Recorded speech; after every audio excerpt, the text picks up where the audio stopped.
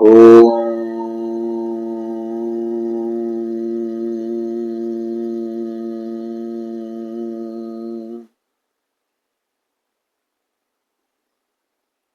आप सभी का बहुत बहुत स्वागत है। आइए सुनते हैं शिव पुराण की रुद्र संहिता के इस भाग से ऋषि मुनि हमें क्या संदेश देना चाहते हैं। टॉपिक है कि स्वामी कार्तिक और गणेश की बाल लीला, दोनों का परस्पर विवाह के विषय में विवाद, शिव जी द्वारा पृथ्वी परिक्रमा का आदेश, कार्तिकेय का प्रस्थान, गणेश का माता पिता की परिक्रमा करने, उनसे पृथ्वी परिक्रमा स्वीकृत कराना, विश्व रूप की सिद्धि और बुद्धि नायक दोनों कन्याओं के साथ गणेश का विवाह और उन्हें क्षेम और लाभ नामक दो पुत्रों की उत्पत्ति, कुमार का पृथ्वी परिक्रमा करके लौटना और शुद्ध होकर क्रोच पर्वत पर चला जाना, कुमार खंड के श्रवण की महिमा। नारद जी ने पूछा, तात, मैंने गणेश के जन्म संबंधी अनुपम वृत्तांत तथा परम पराक्रम से विभूषित उनका दिव्य चरित्र भी सुन लिया। सुरेश्वर, उसके बाद कौन सी घटना घटी उसका वर्णन कीजिए, क्योंकि पिताजी शिव और पार्वती का उज्जवल यश महान आनंद प्रदान करने वाला है।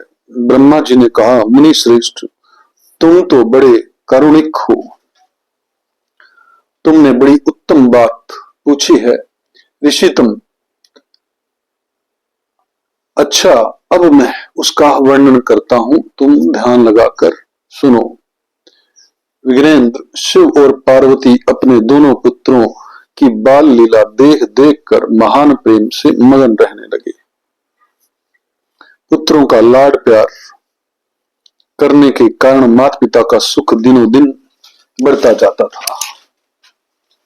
वे दोनों कुमार प्रीतिपूर्वक आनंद के साथ तरह तरह की लीलाएं करते थे। मुनीश्वर, वे दोनों बालक स्वामी कार्तिक और गणेश भक्ति पूरित चित्त से सदा माता पिता की परिचर्चा किया करते थे। इससे माता पिता का महान स्नेह षणमुख और गणेश पर शुक्ल पक्ष के चंद्रमा की भांति दिन प्रतिदिन बढ़ता ही गया। एक समय शिव और शिवा दोनों प्रेम पूर्वक एकांत में बैठकर यूं विचार करने लगे कि हमारे ये दोनों पुत्र विवाह के योग्य हो गए हैं। अब इन दोनों का शुभ विवाह कैसे संपन्न हो। हमें तो जैसे सदानंद प्यारा है वैसे ही गणेश भी प्यारा है। ऐसी चिंता में पड़कर वे दोनों लीलावश आनंद मग्न हो गए। मुने माता पिता के विचार को जानकर उन दोनों पुत्रों के मन में भी विवाह की इच्छा जाग उठी।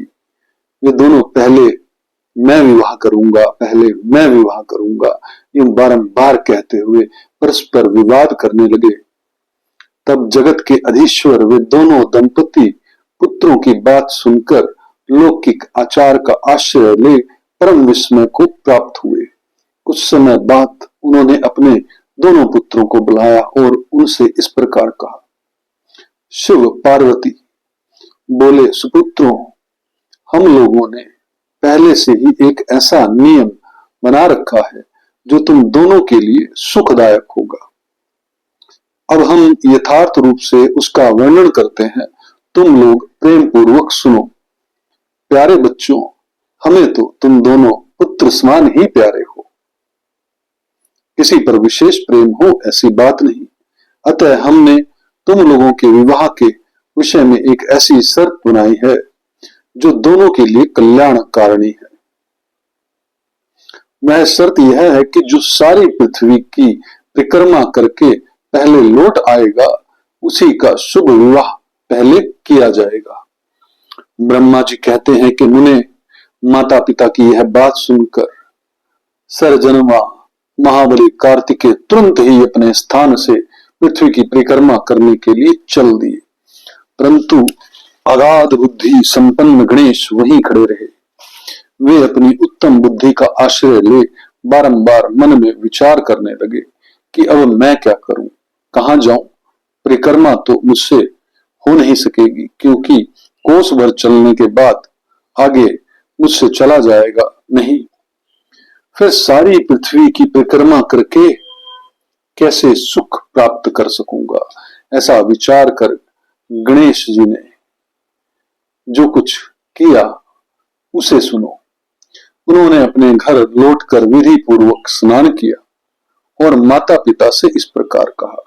गणेश जी बोले, पिताजी एवं माता जी, मैंने आप लोगों की पूजा करने के लिए यहाँ 2 आसन स्थापित किए हैं।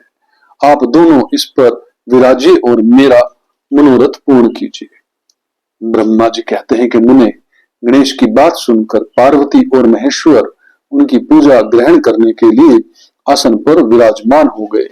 तब गणेश ने उनकी विधि पूर्वक पूजा की और बारंबार प्रणाम करते हुए उनकी 7 बार प्रदक्षिणा की। बेटा नारद, गणेश तो बुद्धि सागर थे ही। वे हाथ जोड़कर प्रेम मग्न माता पिता की बहुत प्रकार से स्तुति करके बोले। गणेश जी ने कहा, हे माता जी तथा हे पिताजी, आप लोग मेरी उत्तम बात सुनिए और शीघ्र ही मेरा शुभ विवाह कर दीजिए। ब्रह्मा जी कहते हैं, मुने महात्मा गणेश का ऐसा वचन सुनकर वे दोनों माता पिता महाबुद्धिमान गणेश से बोले। शिव ने कहा, बेटा तू पहले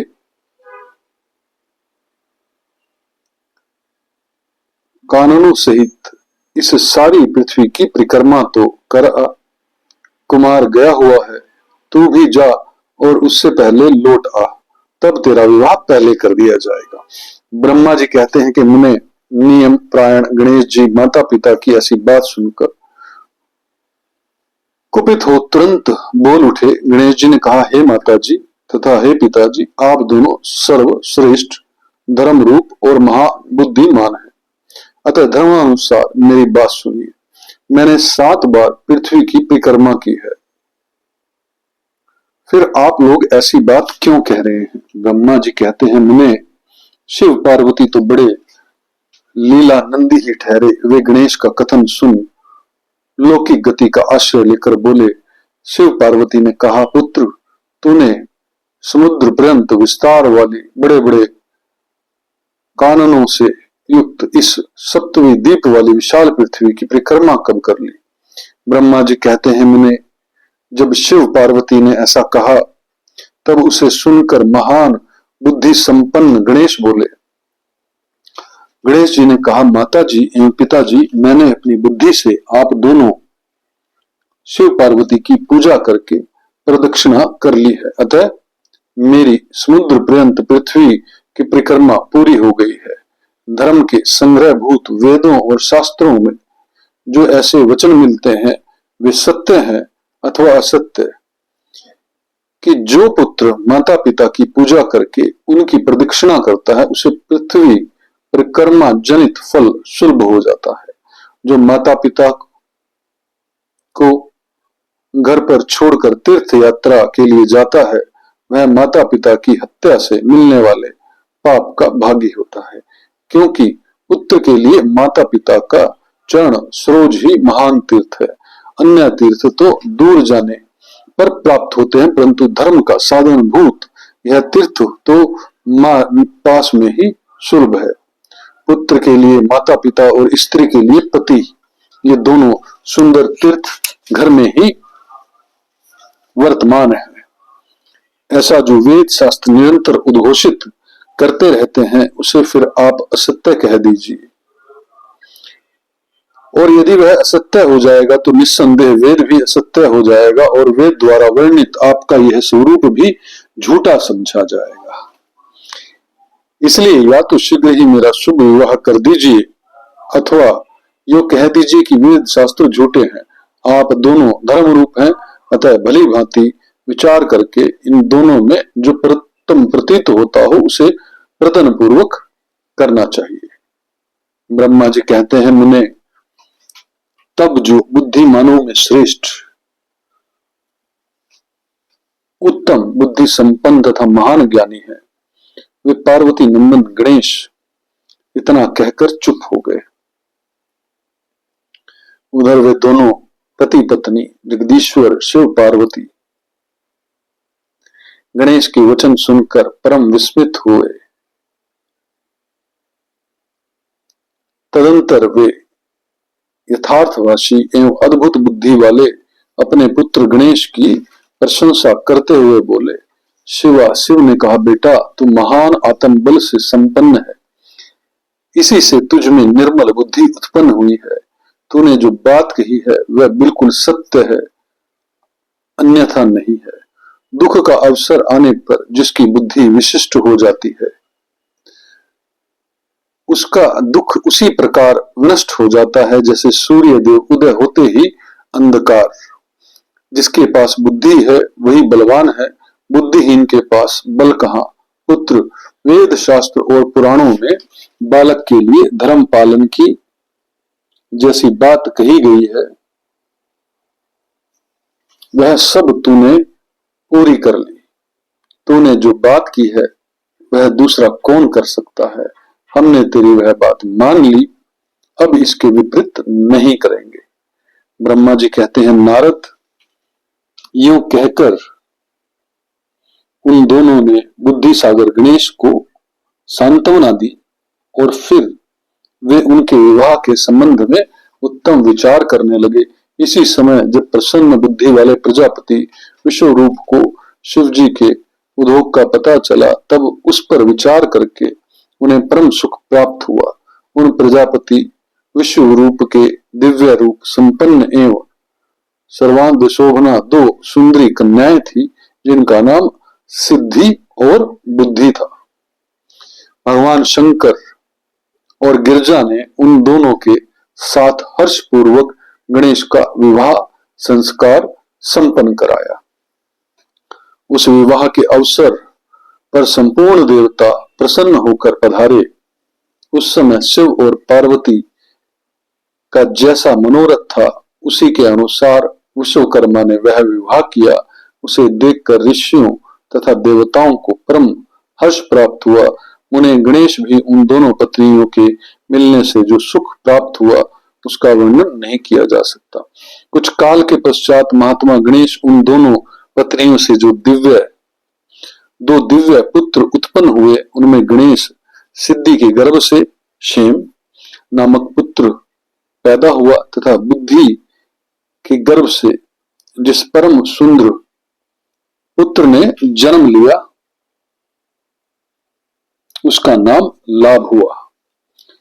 इस प्रकार जब गणेश अचित्य सुख का भोग करते हुए निवास करने लगे तब दूसरे पुत्र स्वामी कार्तिक पृथ्वी की परिक्रमा करके लौटे। उस समय नारद जी ने आकर स्कंद कुमार को सब समाचार सुनाए। उन्हें सुनकर कुमार के मन में बड़ा क्षोभ हुआ और वे माता पिता शिव के द्वारा रोके जाने पर भी न रुककर क्रोंच पर्वत की ओर चले गए। देव से उस दिन से शिव पुत्र स्वामी कार्तिक का कुमार तत्व कुंवारपना प्रसिद्ध हो गया। उनका नाम त्रिलोकी विख्यात हो गया। वह शुभदायक सर्व पापहारी पुण्य में और उत्कृष्ट ब्रह्मचारी की शक्ति प्रदान करने वाला है। कार्तिक की पूर्णिमा को सभी देवता ऋषि तीर्थ मुनीश्वर सदा कुमार का दर्शन करने के लिए क्रोंच पर्वत पर जाते हैं। जो मनुष्य कार्तिकी पूर्णिमा के दिन कृतिका नक्षत्र का योग होने पर स्वामी कार्तिक का दर्शन करता है उसके संपूर्ण पाप नष्ट हो जाते हैं, उसे मनोवांछित फल की प्राप्ति होती है। इधर स्कंद का बिछो हो जाने पर उमा का महान दुख हुआ। उन्होंने दीन भाव से अपने स्वामी शिव जी से कहा, प्रभु आप मुझे साथ लेकर वहां चलिए। तब प्रिया को सुख देने के निमित्त एवं भगवान शंकर अपने एक अंश से उस पर्वत पर गए और सुखदायक मल्लिकार्जुन नामक ज्योतिर्लिंग के रूप में वहां प्रतिष्ठित हो गए। वे सत्पुरुषों की गति तथा अपने सभी भक्तों के मनोरथ पूर्ण करने वाले हैं। वे आज भी शिवा के सहित उस पर्वत पर विराजमान है। बेटा नारद वे दोनों शिवा शिव भी पुत्र स्नेह से विह्वल होकर प्रत्येक पर्वत पर कुमार को देखने के लिए जाते हैं। अमावस्या के दिन वहां स्वयं शंभु पधारते हैं और पूर्णिमा के दिन पार्वती जी आती हैं। मुनीश्वर, तुमने स्वामी कार्तिक और गणेश का जो जो वृत्तांत मुझसे पूछा था वह सब मैंने तुम्हें कह सुनाया। इसे सुनकर बुद्धिमान मनुष्य समस्त पापों से मुक्त हो जाता है तथा उसकी सभी शुभ कामनाएं पूर्ण हो जाती हैं। जो मनुष्य इस चरित्र को पढ़ता एवं पढ़ाता है एवं सुनता एवं सुनाता है, निस्संदेह उसके सभी मनोरथ सफल हो जाते हैं।